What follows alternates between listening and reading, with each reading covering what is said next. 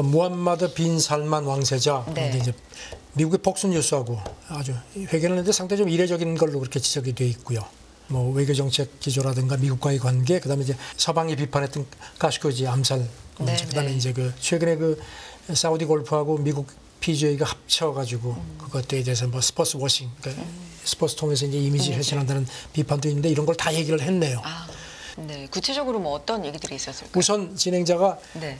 이란이 만약에 핵무기를 가지면 어떻게 할 거냐 했더니 뭐 그런 상황을 원치 않는데 안보상 이유하고 중동 내 힘의 균형을 위해서 이란이 갖는 데면 우리도 가져야 한다. 아주 그렇게 얘기를 했습니다. 네. 이란하고 지금 중국 중재로다가 지금 7년 만에 외교 관계를 복원을 했는데 그래도 경계심은 늦추지 않겠다는 그런 뜻으로 보입니다.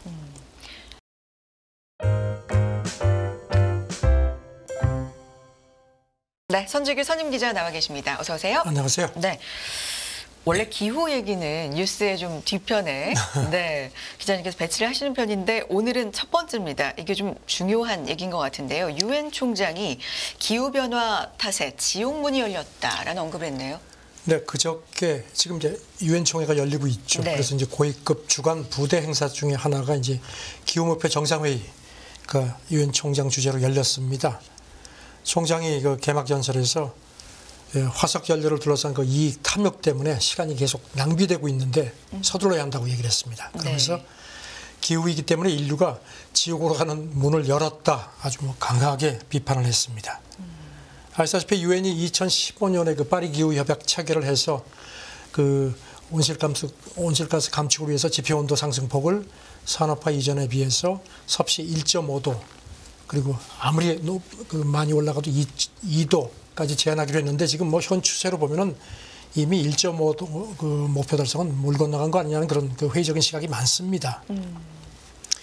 이제 오는 11월에 그 아랍에미리트가 이제 기후변화 협약 당사국 총회 COP28 이제 앞두고 있기 때문에 이제 기후 위기 대응에 속도를 더 붙이자는 취지로 열렸는데요.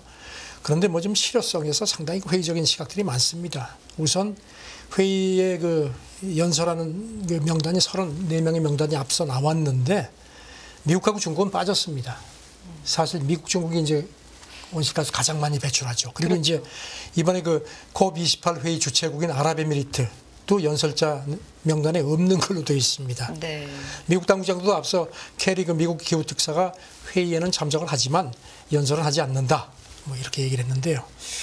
참 이런 가운데 그 폰데어 라이엔 유럽연합 집행위원장이 그 회의에서 이제 이게 이제 생중계가 됐는데요. 네. 시간이 별로 없다. 그러니까 특히 그 기후위기 근본 원인 제거를 해야 된다고 하면서 이제 늘 제가 말씀드렸던 화석연료 단계적 철폐 이게 필요하다. 그러니까 주요국들이 동참을 하라고 촉구를 했습니다. 그리고 이제 2050년 이전에 이제 완전히 다 이제 없애야 하는데 그러자면은 주요 백출국 간의 목표를 서로 좀 조정할 필요가 있다는 얘기를 했습니다. 그리고 네. 이제 구체적으로 청정 에너지 전환 가속화를 위해서 특히 탄소 가격제 도입을 확대하자. 사실 유럽연합이 그 탄소 가격제는 가장 먼저 도입을 해서 지금 하고 있는데 사실 어제도 말씀드렸지만 유럽도 지금 뭐 이 환경 문제 놓고 서로 회원국 간의 이해가 그냥 엇갈려가지고 오락가락합니다. 네. 어쨌든 지옥문이 열렸다는 아주 강한 경고를 했습니다. 지옥문이 열렸다. 기후변화 탓이다. 유엔 총장의 좀 강한 말이긴 한데 표현은 강하긴 한데 어떤 메시지를 전하고자 하는지는 네. 알겠고요. 그리고 미국과 중국이 빠졌다. 기조연설자. 요거는 좀 아쉽긴 하네요. 말씀하신 것처럼 환경오염의 원인을 네. 많이 제공하는 국가긴 한데요. 11월에 또 COP28이 열리니까 예. 네, 이런 부분도 지켜봐야 되겠습니다. COP28 그 네. 의장이 또 석유화학회사 회장입니다. 그래가지고 그것 때문에 또 뭐 그런 사람이 할 자격이 있느냐 했더니 또 그 사람은 내가 오히려 그 업계를 잘 알기 때문에 더 잘할 수 있다 하는데 자우전 뭐 그런 거 가지고 좀 티격태격 할 때가 아니죠. 힘을 합쳐야죠. 아, COP28 관련돼서는 또 그런 얘기가 있군요. 네. 네. 자, 다음 얘기 해보겠습니다. 바이든 룰라, 그러니까 미국과 브라질이 노동자 권리 증진, 또 기후위기 대응 공조 체제를 강화하기로 합의를 했습니까? 룰라 브라질 대통령이 노조위원장 출신입니다. 지난 2월에 백악관 가서 바이든 대통령 만나고 그때 이제 두 사람이 이렇게 만나고 나서 그리고 이제 제가 말씀드렸죠. 참 내가 지금까지 이렇게 노동자 문제에 관심이 많은 대통령은 처음 봤다. 그의 말이 꼭 음악처럼 들렸다. 뭐 이런 얘기를 했는데 맞아요. 이번에 네. 어제 유엔 총회 와중에서 두 사람이 만났습니다. 그리고 만나서 이런 그 파트너십을 체결을 했는데 이게 뭔가 하면 이제 재생 에너지로 가는 그 과정에서 지금 그러니까 이제 기존 일자리가 없어진다는 우려들이 많으니까 새로운 일자리를 창출하는데 우리가 좀 더 노력합시다. 그 다음에 이제 노동권 교육 같은 것도 공동으로 더 강화를 하자. 네. 그리고 이제 특히 눈에 띄는 게 이건 이제 브라질 대통령실이 설명을 했는데요. 그 최근에 그 무슨 배달 같은 서비스 온라인에서 이제 앱 기반 디지털 플랫폼 노동자의 권리 직업 안정성 보장 문제도 힘을 합치자. 이 부분이 지금 이제 새로운 걸로 부상이 이제 노사 갈등의 요인이 되어 왔지 않습니까? 네. 바이든 대통령이 회담에서 서방구에서 이 미국하고 브라질이 가장 큰 민주주의 국가다. 그래서 우리가 여기서 앞장을 서야 한다 하면서 이제 노동자 권리 보호도 중요한 것인가라고 얘기를 했습니다. 네. 그리고 지금 룰라도 전 세계적으로 좀 민주주의가 위협받고 있기 때문에 우리가 이번에 내놓은 새로운 이니셔티브가 노동자에게 희망을 주는 것은 물론이고 다른 국가에도 영감을 줘서 우리에게 동참을 하길 바란다 이렇게 강조를 했습니다. 네. 언론에서는 이 부분 어떻게 보도를 하고 있나요? 네, 이게 지금 뭐 좀 이런 뭐 이제 사실 이런 노동자 권리 이런 문제도 있지만 미국이 지금 이제 겨냥하는 인권 문제 같은 게 이제 강제 노동, 아동 노동력 착취 문제, 여성 성소수자에 대한 그 직장 차별 문제 이런 것도 이제 이 이니셔티브의 그 대상이 되는 걸로 그렇게 설명이 됐습니다. 네. 그리고 아무래도 뭐 중국 의지한 거죠. 지금 브라질이 중국하고 미국하고 양다리 이렇게 외교를 취하니까 이제 좀 더 미국 쪽으로 끌어다니는 그런 겨냥도 계산도 한다는 겁니다. 그러니까 바이든 대통령이 뭐 룰라의 맞춤형 의제라고 할까 이런 부분에 조금 그렇죠. 맞춰서 네. 호응을 해주는 면도 있다. 그렇습니다. 네. 또 자동차 파업 얘기에 예, 대해서는 지금 네. 미국 자동차 파업 지금 오늘까지 일주일 지난 금요일에 시작이 됐으니까요. 네. 그래서 해가지고 일주일째인데 바이든 대통령이 별도 이벤트에서요. 지금 이 파업 문제를 얘기를 했는데 거듭 노조를 좀 두둔했습니다. 그 비슷한 얘기를 또 했습니다.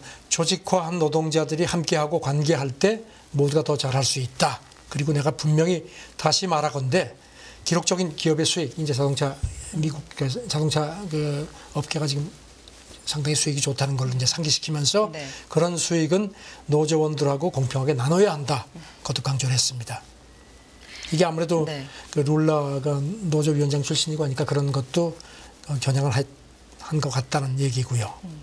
여러 번 말씀해 주셨지만 아직 지지를 선언하지 공식적으로 안 했기 때문에. 안 했죠. 그러니까 지금 계속 그 전미 자동차 노조 지금 여기 3대 자동차 조합원만 해도 한 14만 6천 명 되고요. 그리고 뭐 굉장히 힘이 세죠. 그래서 하는데 이제 계속 여기에 대해서 이제 바이든 대통령이 좀 러브콜을 보냅니다. 전통적으로는 어쨌든 바이든 대통령 지지 쪽이 맞는데 아직은 공식적으로는 트럼프가 뭐 안 하고 여기를 있으니까. 가겠다고 했다가 퇴짜 맞은 모양입니다. 당신이 언제 뭐 우리하고 뭘 했다고 그러냐고 퇴짜를 놨다고 오늘 새벽에 AP통신이 보도를 했는데 일단 좌우지간 전미 자동차 노조 문제가 지금 뭐 계속 티격태격하고 있습니다. 사실 미국 경제에 굉장히 큰 부담입니다. 알겠습니다. 다음 얘기도 해보겠습니다. 우크라이나, 폴란드 간 농산물 분쟁이 심화되고 있다. 이 얘기 좀 해주시죠. 어제도 말씀드렸죠. 그 우크라이나가 이제 유럽 쪽으로 이렇게 다뉴브강 통해서 이렇게 가는데 폴란드, 뭐 헝가리, 뭐 이런 데를 이제 거쳐가니까 그 거쳐가면서 이제 농산물이 일부 나가니까 이제 그쪽에서 반발하니까 네. 이제 못하도록 했다가 다시 풀었거든요. 그러니까 판매는 되지 못하도록 그렇죠. 그냥 진화만 가도록 네. 해달라고 했는데. 그랬는데 네. 이제 그 폴란드, 헝가리, 그 슬로바키아가 이제 선거도 있고 하니까 뭐 유럽연합 집행위원회에서 이제는 풀었는데도 우리는 못 푼다. 계속 그러니까 이제 우크라이나가 발끈해가지고 세계 무역 기구에 제소하겠다고 했거든요. 네. 그러니까 이제 뭐 서로 특히 폴란드하고 지금 우크라이나가 아주 굉장히 상황이 안 좋아졌습니다. 갈등이 심각해졌습니다. 그러니까 네. 폴란드 총리가 그저께 계속 이제 기자들이 농산물 분쟁이 있는데도 우크라이나에 계속 그 무기를 공급할 겁니까 했더니 우리가 충분히 줬으니까 더는 주지 않겠다. 아주 딱 그냥 선언을 했습니다. 그리고 우크라이나가 계속 저렇게 나오면은 지금 우크라이나에 대해 오는 그 수입 품목 통제를 확대하겠다. 아주 강하게 얘기를 하네요. 왜 이렇게 화가 났냐면요. 네. 젤렌스키 그 우크라이나 대통령이 그저께 유엔총회에서 연설을 했는데 그 폴란드를 강하게 우회적으로 비판을 했습니다. 이렇게 표현을 했습니다. 농산물 수입을 둘러싼 정치 극장판이 러시아를 돕게 할 뿐이다. 이렇게 폴란드를 우회적으로 비판했습니다. 네. 그러니까 이제 폴란드 외교부가 당장 성명을 냈죠. 전쟁 시작되고 그 다음 날부터 우리가 도와줬는데 이런 식으로 뭐 해? 이건 적절한 방법이 아니다. 이렇게 얘기를. 그러니까 또 우크라이나 외무부 대변인이요. 페이스북에다가 좀 감정 좀 가라앉혀라. 그리고 또 이렇게 좀 건설적으로 대화하자 하는데 지금 뭐 감정적으로 상당히 지금 두 나라가 좋지가 않습니다. 네.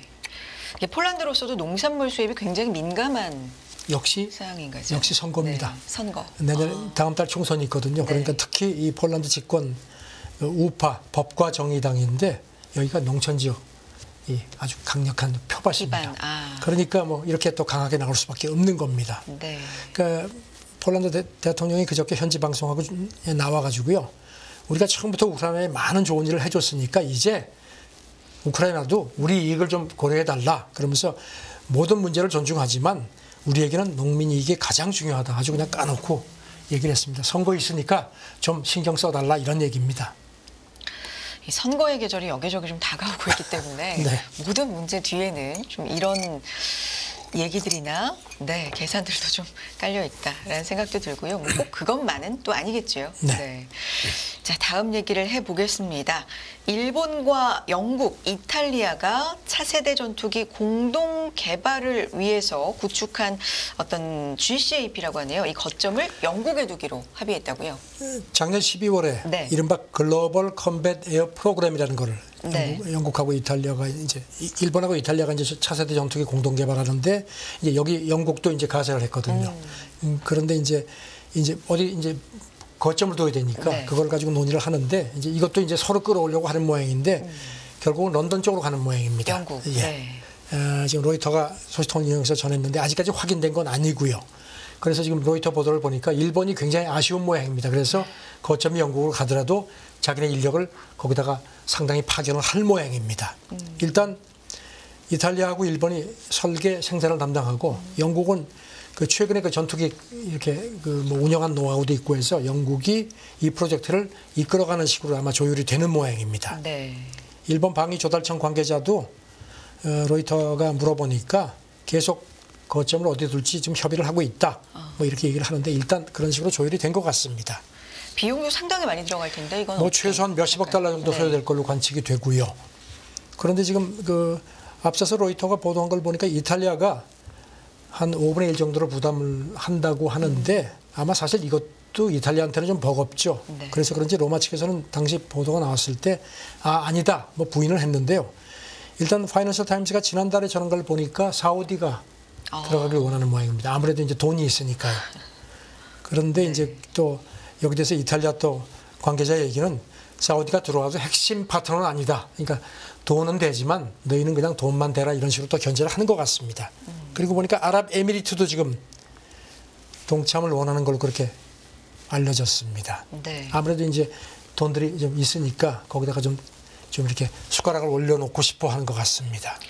이게 비용이 상당히 좀 들어가는 일이다 보니까 일본, 영국, 이탈리아지만 조금 더 거론되고 있는 나라들까지도 참여할 가능성이 있네요. 그렇죠. 네. 그렇죠. 지금 보니까 그 공동 개발하는데 이제 영국의 BAE 이건 네. 뭐 아주 그 방산 기업으로 아주 그 세계적으로 그 기술력이 높죠. 그다음에 일본 미쓰비시, 유럽의 그 미사일 메이커인 MBDA가 참여를 하고요. 그다음에 이제 전투기 엔진 이건 이제 롤스로이스하고 일본하고 그다음에 이탈리아 아비오 여기서 이렇게 공동 개발을 하는 걸로 그렇게 알려지고 있습니다. 네.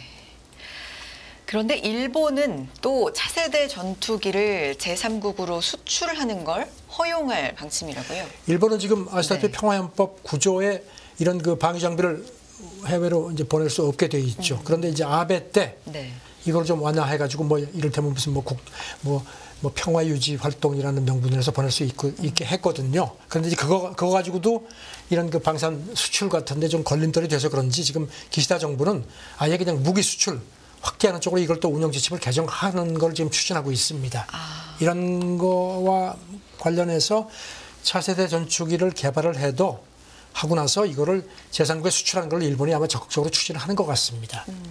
현재로서는 이게 이제 불가능하죠. 이게 이제 운영 수칙을 바꾼다는 겁니다. 그래서 지금 집권 그 자민당하고 연립여당 공명당이 최근에 실무자 협의에서 차세대 전투기 완성품하고 부품을 직접 이전하는 게 바람직하다 이렇게 얘기를 하고, 그다음에 이제 일본은 F-15 중공 엔진 수출도 지금 추진을 하거든요. 그러니까 이거 관련해서 일본이 이제 이런 그 좀 방위 장비 같은 거를 좀 그러니까 해외에다가 이제 무기 팔겠다는 얘기입니다. 네, 예. 간단히 그렇죠.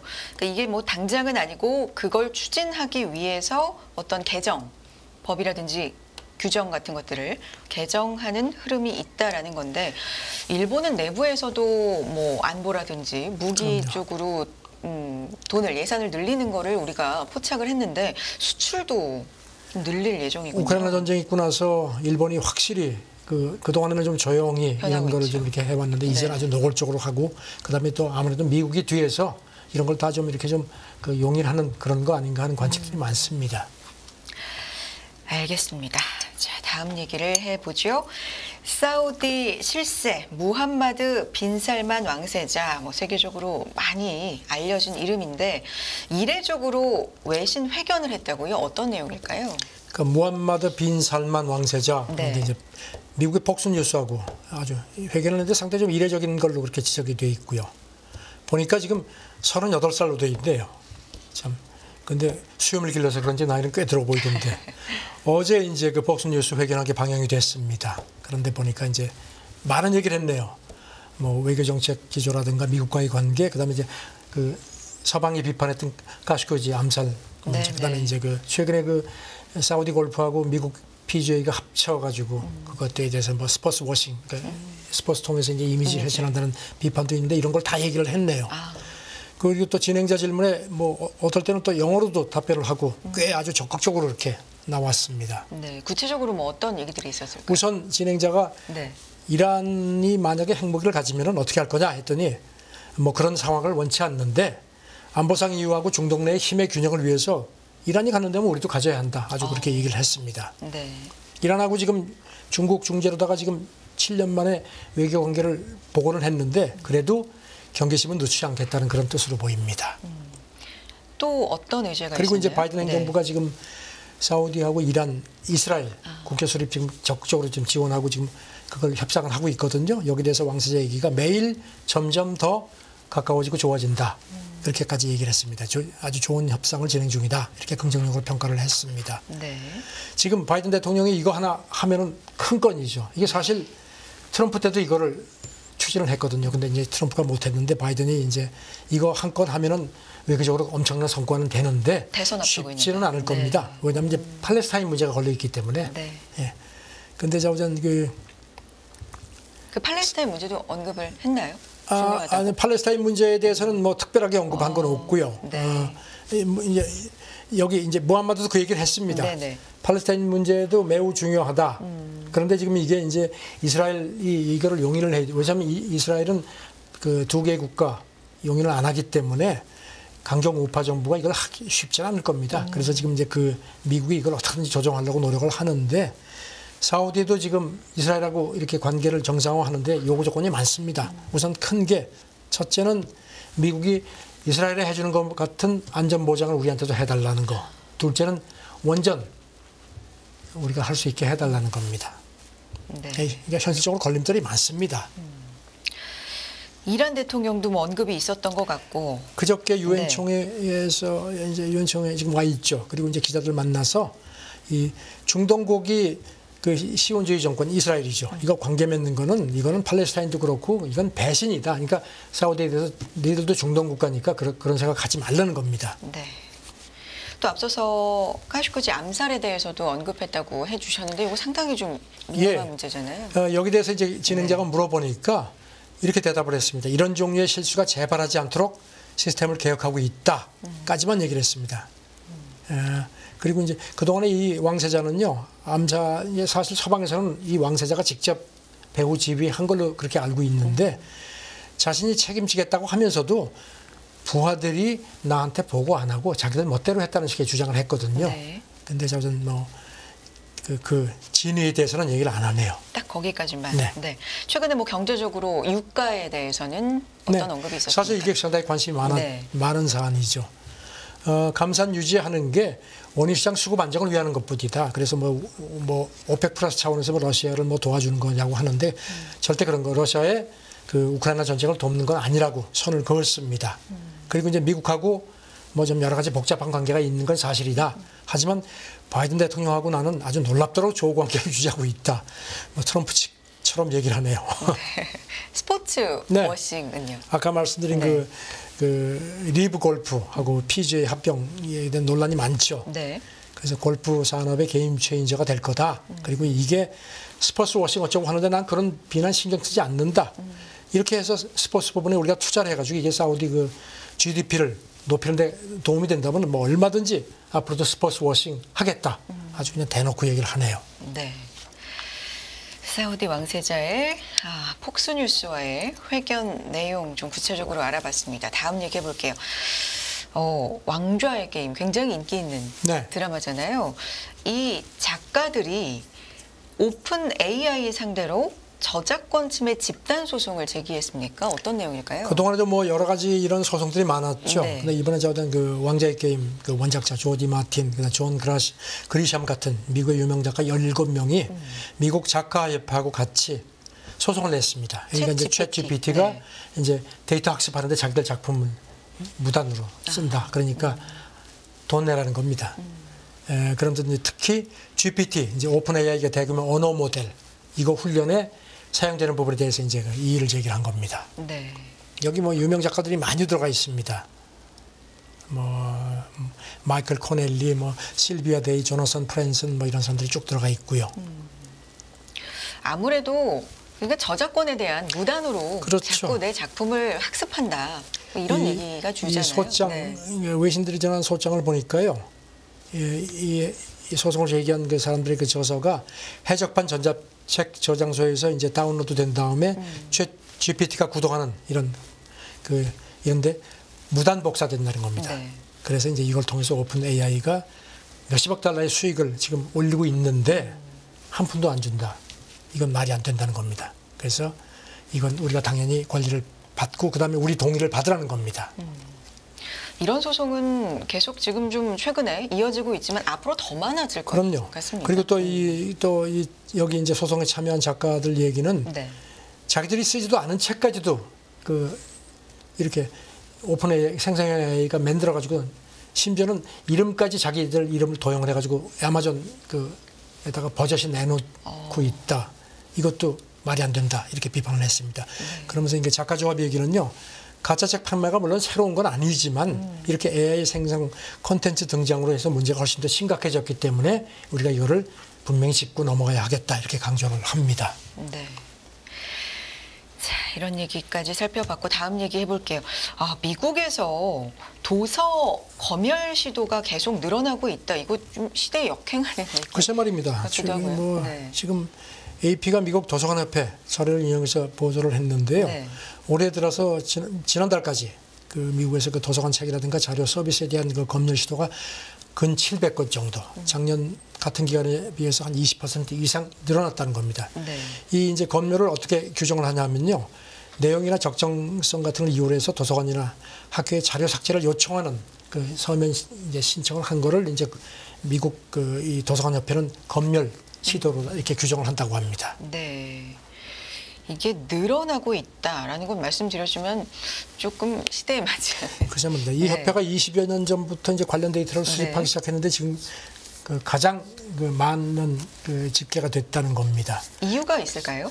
이제 그리고 이제 보니까요. 네. 패턴이 전에는 검열 시도가 주로 학교 도서관 상대였는데 이제는 공립 도서관에 접수된 비율도 훨씬 높아졌다는 겁니다. 학교뿐만 아니라 이제 공립 도서관까지로 확대가 됐고 이렇게 또 한 사람이나 한 단체가 막 100건 이상을 한꺼번에 한다는 겁니다. 이게 뭔가 조직적으로 한다는 겁니다. 네.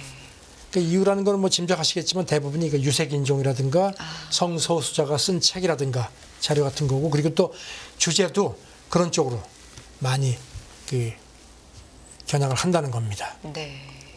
여기 대해서 이제 협회 책임 관계자 얘기는 독서 자유는 이게 어떤 헌법상의 권리라는 건데 네.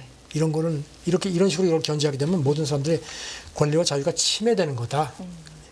예전에 미국의 메카시 선풍 같은 그런 최근에 이제 이런 걱정들이 있는데 그걸 뒷받침하는 것 중에 하나가 아닌가 싶습니다. 네. 다음 얘기 해보겠습니다. 최근에 독일 경제 얘기를 참 많이 합니다. 독일 경제가 너무나 어렵다, 안 좋다 이런 얘기 많이 하는데. 네. 독일이 유럽 최대 경제 강국인데 네. 요즘에 독일이 참 사정이 좋지가 않습니다. 청년층 행복감에도 좀 영향이 있나요? UN 아동기금 네. 유니세프가 이제 최근에 조사를 했는데 16세에서 24세 독일 젊은 층 행복도를 조사를 해보니까 유럽 국가 가운데 불가리아가